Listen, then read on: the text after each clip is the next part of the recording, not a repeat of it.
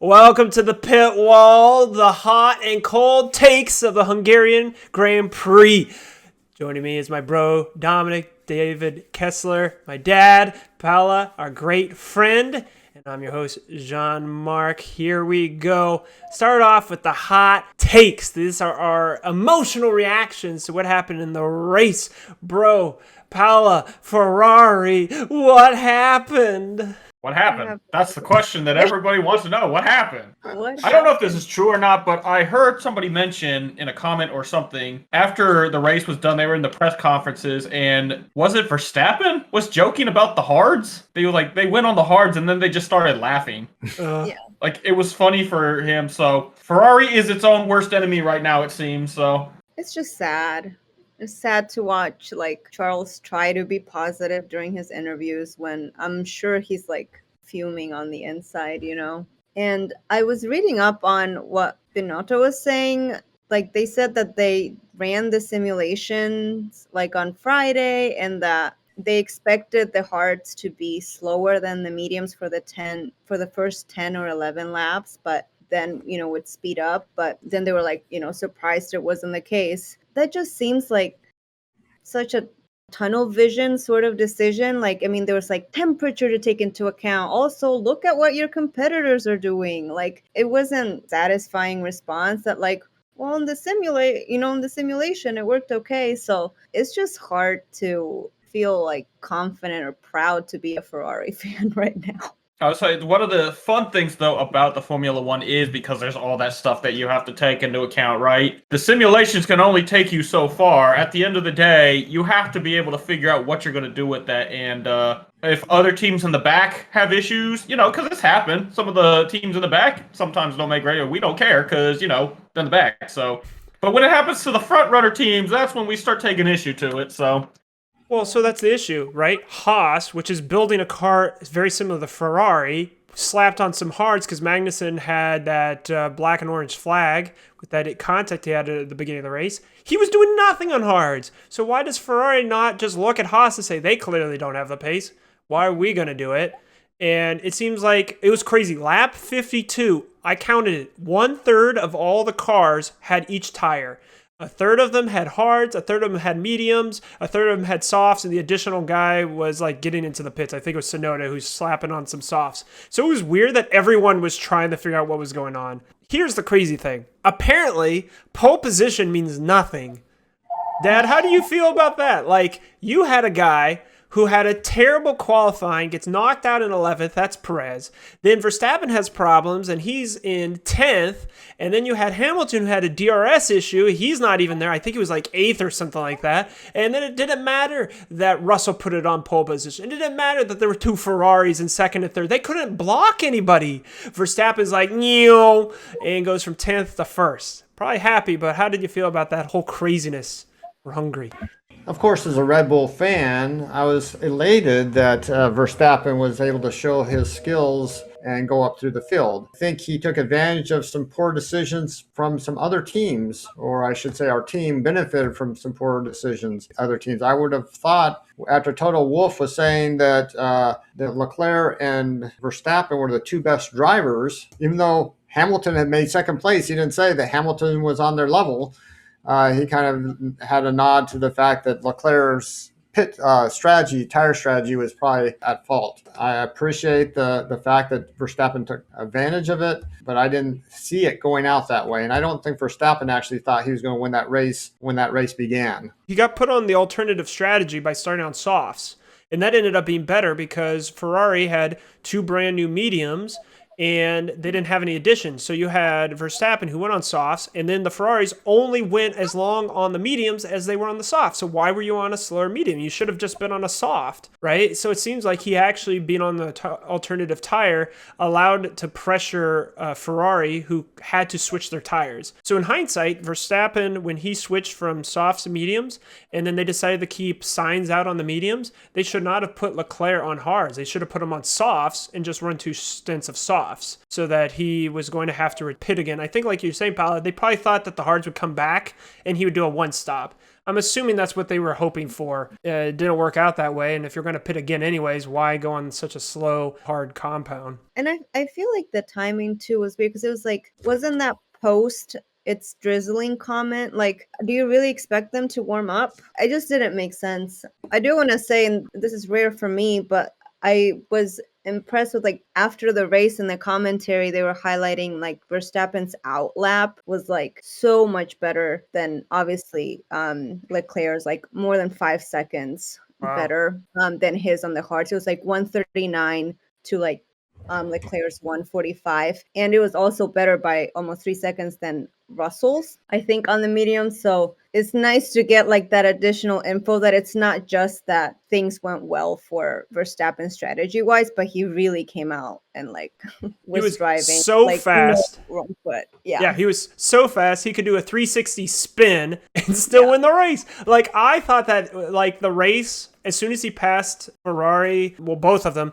he passed Leclerc, you're like, okay, I guess he's won it. And then he spins just out of nowhere and like, okay, well, we got another battle. But, you know, it's crazy. Last week in Austria, we were talking, that was France. So 2 races ago in Austria, we were talking about, Leclerc passing the Red Bull, passing Verstappen like 3 times in the race. And now we've got the opposite happening. And we're like, no. But like you said, though, it would be different if Leclerc was driving the optimal strategy and Verstappen still beat him. He clearly was not on the optimal strategy. Actually, if you guys want to join our Discord, link is in the description below.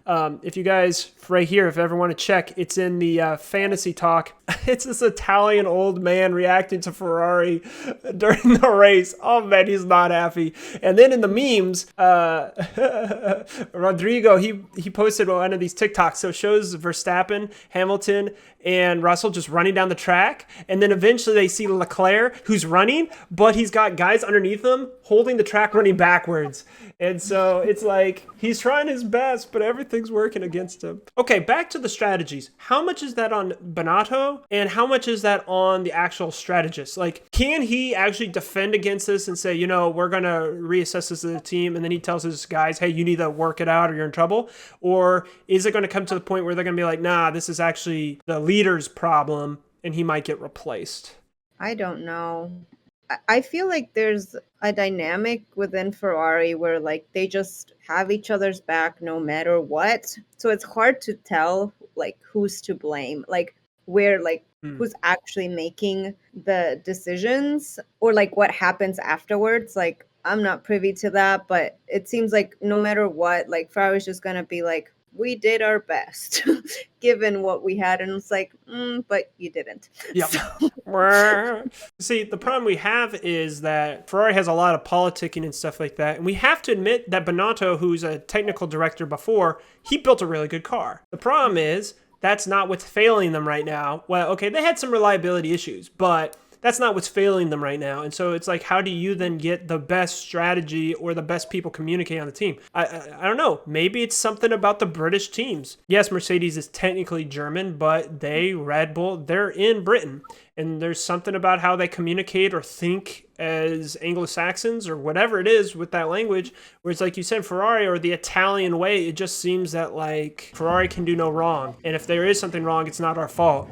Well, okay, well then how are you going to fix it so that Verstappen doesn't like pulverize you again? Because we're at the point that if Ferrari doesn't have a major upgrade coming out of the summer break, Mercedes is going to possibly beat them by the end of the season. We've seen this year after year when Vettel was on the team. Ferrari would have a very strong first half of the season, and after summer break, Mercedes would end up passing them in the championship. I actually saw a video where it showed Leclerc talking with Vettel after the race, and the caption was, oh man, now I know how you felt, right? It's like you're trying to drive the best you can, and then you're not able to get the results you need. So bro, do you think, or Dad, do you think Mercedes is going to actually surpass Ferrari by the end of the season? They're doing really good. 2 races in a row, double podium finish. I'm hoping they don't. And Mercedes seems like they're turning around. They have an established team that seems to make good decisions on tire choices. Peter Windsor said that Hamilton was actually on the best tire strategy. Max Verstappen's undercut was so powerful, he couldn't catch him at the end. So Verstappen's tire strategy was right on, and the pit, and the undercut worked so well that's what they think probably gave him the win. I don't know how the best way is for Ferrari because they have a good car as far as speed and they can place, but the decision making seems to be off. And the two teams that were ahead last year seem to have a little better strategy. I think it was a season ago when we were doing our podcast or I was listening to someone and they talked about when you're not having to make these sort of decisions, you're not under that pressure. And so now we have Ferrari where they're the ones having to chase and be chased, which means that you're thinking two different strategies because you would think it would have been simple. At the beginning of the race, it's a 2v1. You do one strategy to force Russell to either overcut, and then the other strategy forces him to undercut. Well, he can't do both. So one of the Ferraris is going to get ahead of Russell, right? The problem is they then reacted to Red Bull because of the surging Verstappen, which meant that they were no longer focusing on winning the race versus Russell. They were now having to change their tire strategy because of Verstappen. That's where they got in trouble. And so until Ferrari can sort this out, they're going to continue being stuck in these places. It seems like Ferrari's whole strategy is qualify ahead of Verstappen and just lead from the front. And the problem is they're not able to do that consistently. Well, I think that was basically the strategy last year that Mercedes was trying to do, get ahead of Verstappen and stay ahead of him. And Verstappen was trying to get ahead of Hamilton and stay ahead. So I think there's some credence to that. It's just there's some decision making after that has let them down. Here we have Red Bull at 431 points, Ferrari 334. So that is a 97-point difference. And then Mercedes is 304, only 30 points behind Ferrari. That is crazy, the gap between the two. Now, Alpine and McLaren. Alpine has 99, McLaren has 95. Alfa Romeo 51, Haas 34, AlphaTauri 27, Aston Martin 20, Williams 3. And then for our driver standings, it seems like it's pretty much the same. Verstappen, Leclerc, Perez, Russell, overtaking Sainz actually by 2 points. I actually did some Twitter polls saying of anyone who is tied or like 1 point spread going into this race, who would be beating. And a lot of people thought that Sainz was going to beat Russell. Well, Russell has leapfrogged him by 2 points now. Hamilton, 146. That's crazy. Hamilton is 10 points behind Sainz. And with how he's starting to drive, we could actually see Sainz drop down in the championship order. It's going to show how the Mercedes really pulling it together. Last thoughts, final reactions as it pertains to the standings, and how do you think the teams are going to respond going into the high-speed circuit at Spa? Okay, but here's the thing, all right? I feel like we've done Russell a disservice by basically completely not mentioning him whatsoever during this whole thing up until this point. Like, his name has been spoken, but we haven't acknowledged. I feel bad for the guy, right? We was talking about, first place, and I'm actually surprised, to be honest, when he got the pole position, I wasn't ever like, oh yeah, this is definitely going to be him finishing in first, right? Like, yeah, that's a disrespectful thing to think, but like, I didn't actually, like, okay, Ferrari's going to pass him up at some point in the race, but like the fact that he was able to walk away in third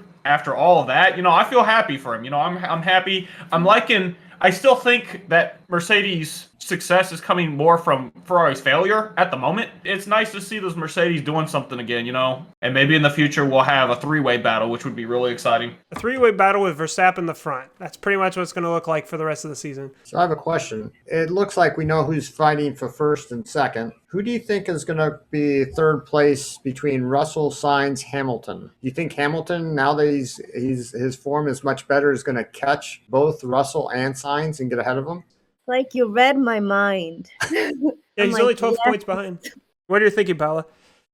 Well, it's just that, like, I'm really hoping for that. I think, first, I don't feel bad for Russell at all. I think he's having an incredible season, it being his first year at Mercedes. I think he has like so much to celebrate almost every race. And I've been really proud of like Hamilton, because I feel like he started off so rough. Like, he's not used to being in a position where he's like qualifying terribly, starting from back of the grid, but he's like taking it in good stride. It has like still fought, like every week to kind of just be, slow and steady, persistent, and now it's paying off. So I would love for that to kind of be like the curve of like just continuing like slow and steady resilience till the end to get him like that third. Like, third. I think he could get second. Like I said in the past, historically, Hamilton, he always surges the second half after the summer break. He's only 10 points behind Sainz, doable. He's only 12 points behind Russell, doable. And then you've got 173, 178 to Leclerc. All he needs is one of these guys to have a bad race, and he's going to be chipping away. And if his car's that consistent that he starts getting on the podium again, that's why it was so hard to beat Hamilton in the previous seasons. You have to be ahead of him, and he's always on the podium, which means that you have one, you're going to win the race, or two, he doesn't have a good race and he's in third and you're in second, right? So yeah, I could see him potentially getting the P2 if Ferrari keeps shooting themselves in the foot. But like you said, talking about... Speaking of, hold on, I the other day, yesterday, I think, I was thinking about, I thought of that exact, that phrase, right? Shooting yourself in the foot. I was like, how does Ferrari still have feet to shoot themselves with? Like, surely they should be gone by now. I don't know, man. This is crazy. Crazy. Okay, last item before we close our hot and cold reactions is the news. The Sebastian Vettel, stunning. Actually, he never is on social media. Well, he opened up an Instagram, and his very first post was, "I'm retiring from F1." So I guess he's now got time for Instagram. To Aston Martin's surprise, he's deciding that this is his last season. And then the question naturally arises, who takes his spot? Well, this morning, boom, I wake up, I was like, what? How did they do this so quickly? And Fernando Alonso is like, yep, gimme. So he is now going to be switching over to Aston Martin. How do you guys feel? 1, Vettel. 2, the switch for Alonso. I'm going to be sad to see Vettel go. So much championship caliber there. Obviously, he drove for Ferrari and gave us some really good years. I don't know if I've ever mentioned this, but this is actually a Vettel hat. You can see the little signature right there. He's driven for my favorite team. He's driven for my secondary team, and he's had such an impact on the sport. It was sad to not really get to see him be one of the competitions for the front in these last couple of years, but, he got to go to a place I think he was more happy, and if he's going out happy, then that's all I could ask for it, right? So the speed at which everything happened makes me think that Alonso and Vettel must have been talking prior to making the announcements, because it just seems too smooth almost. But obviously sad to see Vettel go. He's opening up an Instagram. I think he might be influencer could be in his near future. That would be great. I'd love to hear his commentary. But as far as Alonso, I think the move makes sense and it's really great for him, just given the reliability issues he's been having. But I think it leaves Alpine in a pretty tricky spot, because you have Ocon, who's not really, I don't think he's in a place here where he can really be mentor, be the cornerstone of a team. So then it's who's gonna come in and maybe be that for them. And so I know they have a good reserve driver. I've got a theory. It's time for Grosjean to come back, baby! Rise of Grosjean. Driving for Alpine.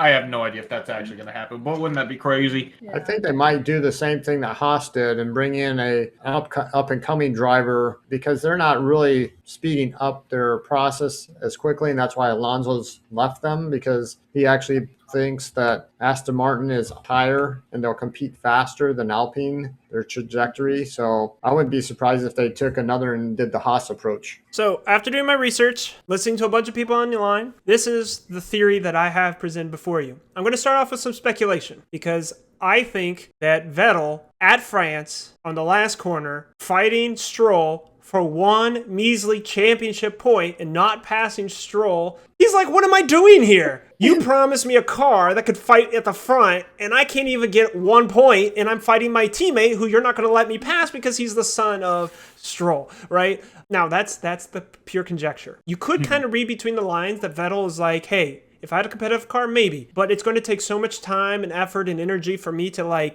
be that competitor and get it to where it needs to be. I need to focus on my 3 kids, on my wife, my family, right? We do know that Alonso was talking with Aston Martin a week ago. So that means he was starting to float out his potential options. The reason why is because Oscar Piastri is Alpine's number 1 up-and-coming driver who had to sit out the season because Alonso had a 2-year contract and Ocon was in the second seat. That's the name of their reserve driver? Oscar Piastri, yes. So the idea is that as the F2 champion in his rookie season, winning Formula Renault and all these other things, he's a really fast driver. He's in the Alpine Academy, and they were not going to give Alonso more than a 1-year contract. They already let Oscar Oscar out one season. They were going to say no more than 2, maybe. And so he probably felt that if he was going to race, he wanted to be in a multi-year contract. And they probably weren't going to pay him enough because they know that Oscar Piastri is going to be a lot cheaper than Alonso. And like you guys say, maybe they're not going as fast or a high trajectory. Because the idea is if you're going to have a world champion on your team, you had better be competing at the front. So if Renault knows that they can't compete at the front, then they get a young guy in that they can build the team around, and then Alpine, that he becomes the face of Alpine as Renault continues trying to like get their whole image together as a engine supplier, because they're not supplying any engines to any other teams, right? That's the theory as it pertains to Alonso. For Vettel, you know, he says, I'm gone. And then Aston Martin, back to the whole thing, you want markability. If a world champion comes to your team, then that means he believes in your team. And that's what Alonso said in his statement, right? So then you get more backing and more sponsors because you have a world champion, you have someone who believes in your project. If they brought in I won't say a no name, but if they brought in someone like Hulkenberg or they brought in a new guy, right? Well, then that doesn't have the name recognition. Like this is what happened with Schumacher. He was supposed to be at Alfa Romeo, but Alfa Romeo was starting to go independent from Ferrari and they needed finances. So that's why they brought in Zhou. And then Haas needed money and finances and they needed someone to sell. At the time, it was either Schumacher or Mazepin. You're going to sell more with the name Schumacher because it's associated with the world champion, right? Than you are with Mazepin and now with Magnussen. And so it seems like you need some name recognition. And so I could see why that would be good. Now, here's the problem. Aston Martin was getting beat pants off by Alpine this whole season. If Alpine built a good car, are they going to get better? How good does Aston Martin have to get in order to catch up to even to be where Alpine is? So is Fernando Alonso saying, hey, I'm going to be here for 3 years? Like, does he really want to be driving in the midfield for that long? Like, what do you guys think? Like, how quickly can Aston Martin turn this thing around? I hadn't thought about it that way, where it's actually Aston Martin who's in a more tricky, uncertain position as opposed to Alpine with like a lot of potential for like 2 young drivers knocking it out of the park next year. But I feel like if Alonso's heading there, then I think he must have his reasons because I don't think that he would sort of take a step down, you know, just to be like, you know, team leader or like a mentor to Stroll. That's not an incentive. So I feel like there must be incentives that maybe we're not aware of. Money's a good incentive, so is a multi-year contract. Yeah. True. Well, Get rich before retiring. Right before retiring. Well, so like Bottas, right? He hated being on 1-year contracts. At Mercedes, he was doing that 5 times. And when they said, hey, they asked all the drivers, when Vettel announced his retirement, they asked him, hey, would you be interested in Aston Martin seat? And Bottas says, you know, I didn't believe I'd be able to say this, but I have a contract. And they're like, good on you, Bottas.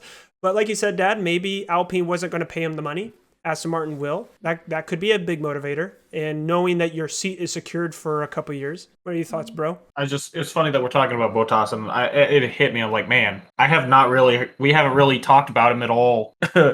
There was like at the beginning of the season when he was kind of keeping pace with the Mercedes, and we thought that was fun. But man, like after that, I was like, when's the last time we've even mentioned his name? Well, it's crazy because he had that record for being in Q3. That record broke this season, and since that record broke, 6 out of the last 7 races, he hasn't gotten the Q3. And then this race, he DNFs with a reliability issue, as he's been doing a bunch of other races. So like you said, it's like he's not even on the radar because the car is just not doing what it needs to do. Okay, put in the comments below your reaction to the race. What are your thoughts about Vettel? He was my favorite driver when I started watching Formula 1 in 2018 because 5 is my favorite number for sports. And of course, he was racing with Ferrari, winning races. I thought it was great. I saw the sad fight that he had a lead over Hamilton. And then in 2018 at the German Grand Prix, he's never won his own Grand Prix. He was leading the race, a little bit of rain on the track. His car slips out. He goes into the wall. Hamilton, from that point forward, seizes hold of the championship and dominates. Vettel was never the same. That was the beginning of the end for his time at Ferrari. But like you guys said, he's such a great guy. I look forward to what he's going to do next. Put your comments below. What are your thoughts about Alonso? He's also a popular guy. How do you feel he's going to do at Aston Martin? And until next time, we'll see you on the pit wall.